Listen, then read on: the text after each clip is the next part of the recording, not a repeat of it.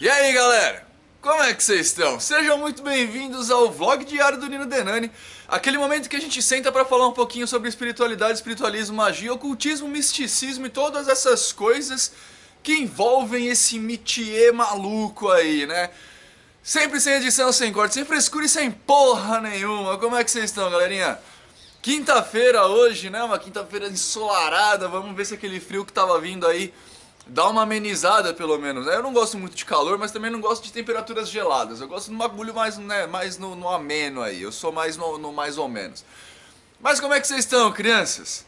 Bom, hoje antes de eu começar o negócio aqui, de eu começar a responder as perguntas de vocês, eu preciso fazer uma errata, tá? Na verdade, um meia-culpa. No vídeo de terça-feira, eu fiz um comentário e um dos inscritos veio me chamar a atenção. Eu falei que eu falei assim, como aqueles idiotas que ficam se cortando, aqueles babacas que ficam se cortando, alguma coisa assim. E o camarada veio me chamar a atenção, falou, Nina, não é bem por aí o negócio, né? Tipo, isso é uma doença. Cara, eu quero falar pra você que você está certo, tá? Eu vi que depois você entendeu qual foi o qual foi o que eu quis dizer com aquilo de verdade, tá? Eu vou explicar aqui, mas a sua chamada de atenção foi muito boa, tá? Primeiro, existe sim pessoas que se cortam porque estão passando por um caso de depressão profunda, tá? A depressão ela é um mal biológico, tá? Tipo, ela é um mal que afeta os neurônios da gente. Depressão não é um estado de tristezinha, não, cara. Depressão é um estado químico, tá ligado? Os neurônios, eles não se comunicam direito e aí você tem depressão. E algumas pessoas, nesse estado profundo de depressão, se cortam como uma forma de escape daquilo. Tem pessoas que ficam muito tristes, aí é tristeza mesmo, e bebem, né, como uma fuga. Essas pessoas se cortam. Só que não era dessas pessoas que eu tava falando. Eu não falei direito no vídeo, então meia culpa mesmo, tá? Eu tava falando dessas pessoas que se cortam por fazer graça, né? Se cortam, tiram foto e põem no YouTube, Facebook. Era dessa galera que eu tava falando, tá? Que se corta pra fazer graça. Não é essa galera que realmente sofre de depressão profunda. Mas de qualquer forma, tá aqui a minha meia-culpa, minha errata. E inscrito do canal, muito obrigado por chamar minha atenção pra isso, tá? Foi muito legal da sua parte. Mas vamos pras questões, vamos lá. Olá, Nino, bom dia. Concordo com o que você disse referente ao charlatanismo que ocorre dentro das igrejas para o aproveitamento da fé alheia. No entanto, existe uma coisa que eu gostaria de saber. A maior parte da minha família é evangélica e algumas dessas pessoas saíram da Umbanda e migraram para o cristianismo protestante de livre vontade. Houve todo um processo de libertação, as aspas são deles, e de demônios. Eu presenciei todas essas coisas de gritos, rolar no chão, parará. Eu vou lhe falar, não foi mentira para enganar outras pessoas, não. Essas pessoas passaram por fases ruins em suas vidas e, além disso, era uma congregação pequena que a maioria dos adeptos eram meus familiares e amigos. Hoje essas pessoas se sentem melhores e acreditam que qualquer tipo de religião espírita é coisa do capiroto. O que era essa coisa? Esquizofrenia? Observação. Deixo claro que eu não tenho religião, respeito a escolha de cada um, apenas buscando entendimento sobre espiritualidade. Abraços e parabéns pelos seus vídeos. Obrigado. Olha, a primeira coisa que a gente tem que saber, tá? Toda generalização é burra. Eu acabei de fazer uma errata aqui porque eu generalizei um negócio. Né? Toda generalização é burra. Então não dá pra falar que todos os trabalhos que esses evangélicos fazem é besteira, tá? Isso seria uma puta idiotice da minha parte. Eu sei que eu já falei desse tipo, tá? Mas eu sempre falo esperando que as pessoas compreendam que eu estou fazendo uma generalização. Então, sim, às vezes pode ser que aconteça realmente de um pastor aí, um pastor X, realmente tirar essa questão, tirar um obsessor ou alguma coisa assim de uma pessoa. Mas também acontece, assim como aconteceria na Umbanda, ou no kardecismo, ou em qualquer outra religião, de ser groselha mesmo. Viu? Agora, qual que é o grande problema? Existe uma coisa na nossa função, no nosso funcionamento cerebral, que chama...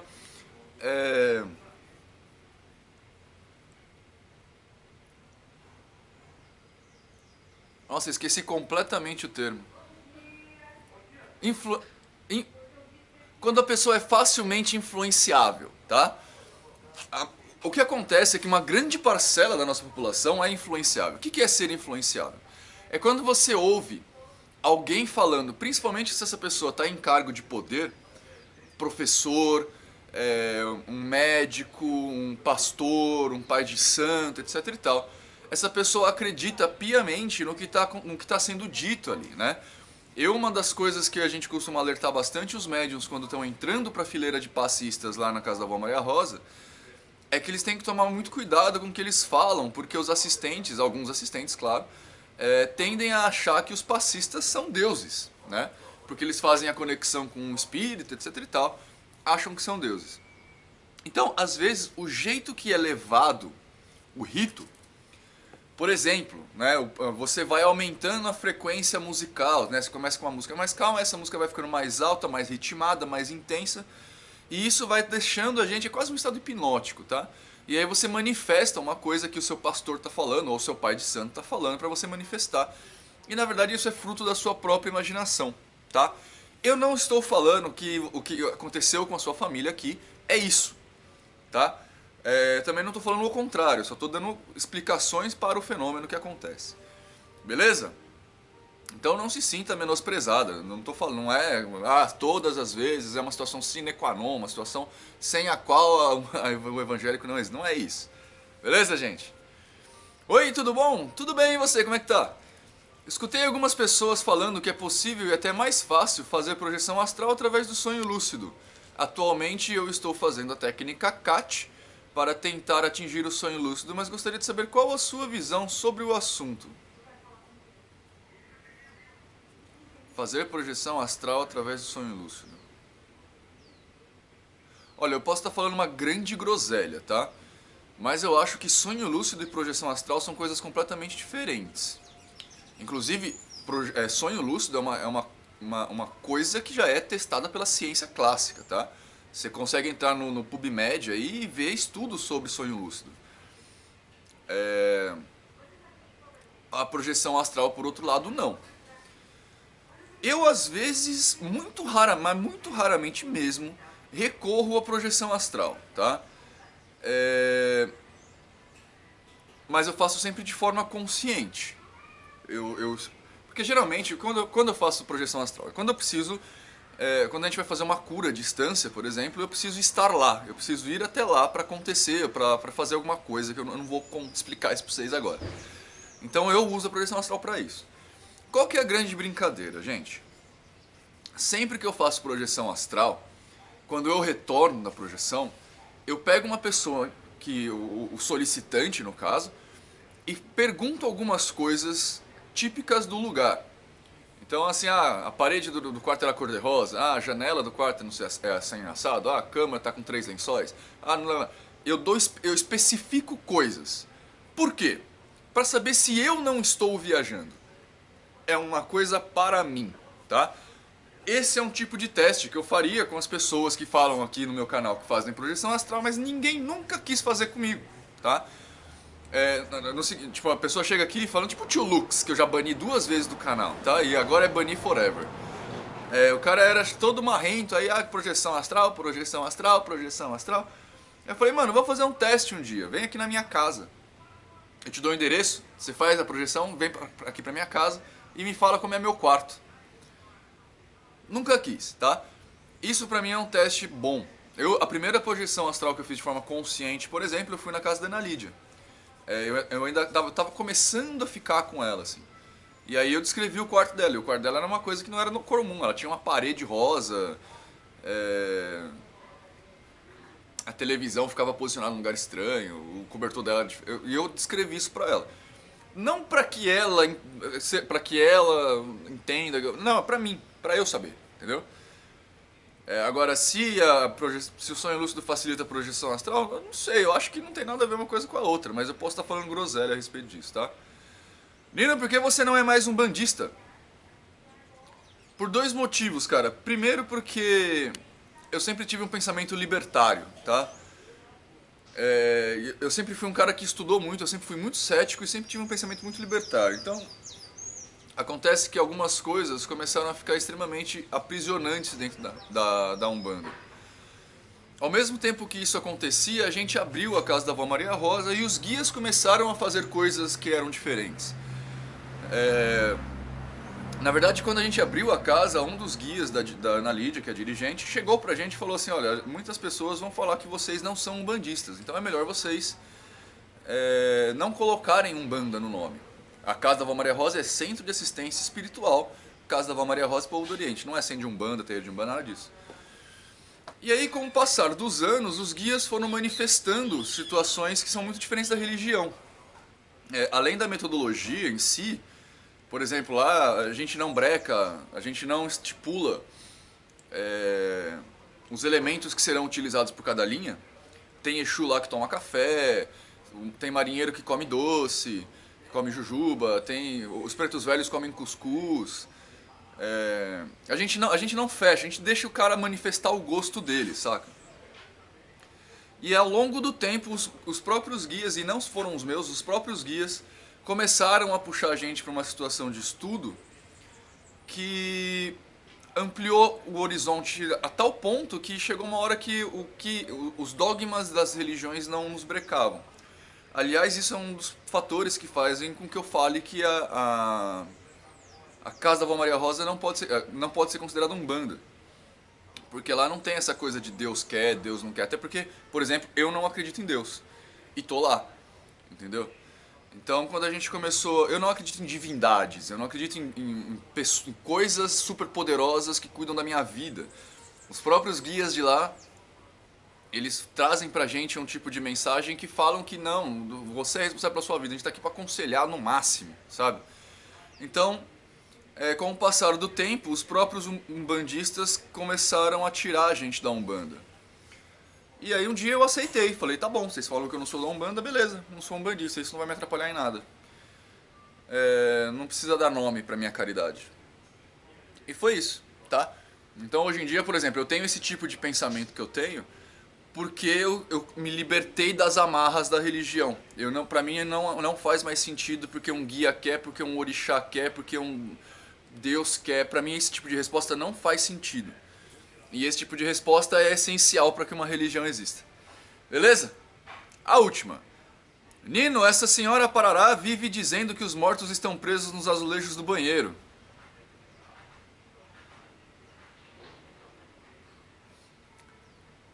Quando eu ouvi isso pela primeira vez, achei a coisa mais viajada do mundo. Mas, de certa forma, isso me chamou a atenção. Enfim, você pode falar sobre o assunto? Um grande abraço e obrigado. Posso, fia, posso. Cara, pensa assim, ó. Ai, meu Deus.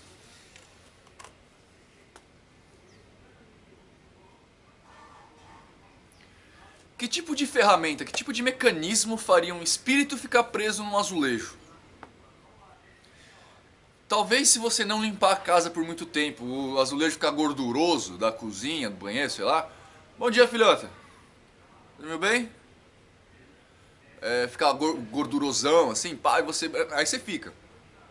Mas, grosso modo, gente, qual que é o motivo, o objetivo pelo qual... Como isso poderia acontecer, um espírito ficar grudado no azulejo?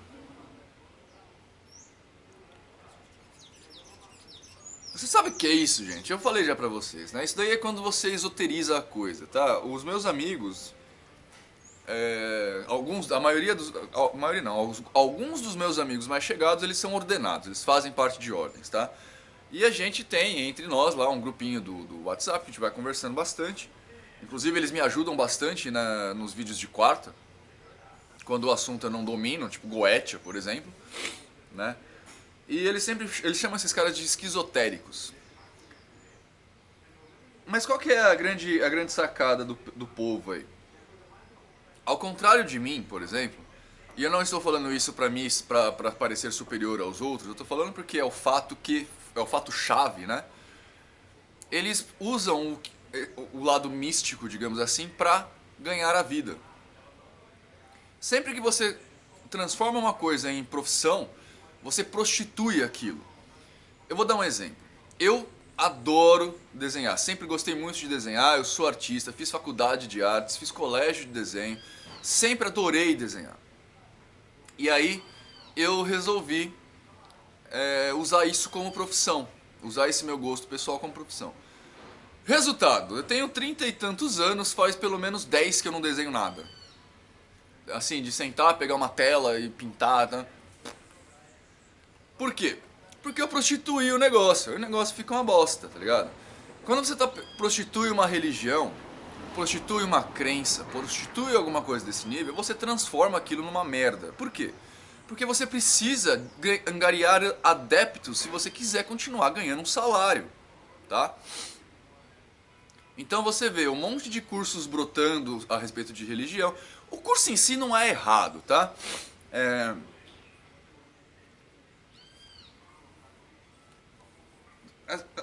Assim, a situação sine qua non, o curso em si, fazer um curso de determinado aspecto religioso não é errado, tá?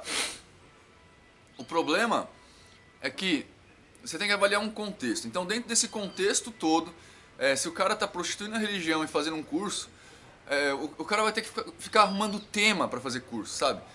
E aí você vê uns temas que cada vez é mais nada a ver. Porque o cara precisa de turmas novas para se manter, para manter o seu dinheiro. E aí você acaba caindo com a qualidade do negócio. A Márcia, não era para ter falado o nome, né? Merda. A pessoa aí, assim como várias outras, eles pegam uma situação. Primeiro, eles pegam uma situação da ignorância da pessoa, né? Porque todo mundo acha que ser médium é um dom de Deus. Né? Não, ser médium todo mundo é, só tem que trabalhar a sua mediunidade e isso não é tão difícil assim, tá? Aqueles casos que a gente costuma chamar de intuição, putz, teve uma intuição de não vir pra aqui, putz, a mãe teve uma intuição do filho tá passando mal. Isso daí já é uma externação de um tipo de mediunidade, tá? Só que aí a pessoa se aproveita da ignorância do grande público pra falar que é uma médium pica grossa e aí fica falando um monte de merda. Quanto mais merda a pessoa fala, parece que mais as pessoas gostam. E isso tem um processo científico já por trás, tá? Tem um estudo que eu não vou lembrar o nome agora, mas tem um estudo no PubMed mesmo, de um brasileiro, falando sobre o que um ritual precisa para ser eficaz para as pessoas, que as pessoas achem ele eficaz. Então, tipo, essas coisas que parecem mentira, mas a pessoa fala que não é mentira, sabe? Tipo, sei lá, tipo...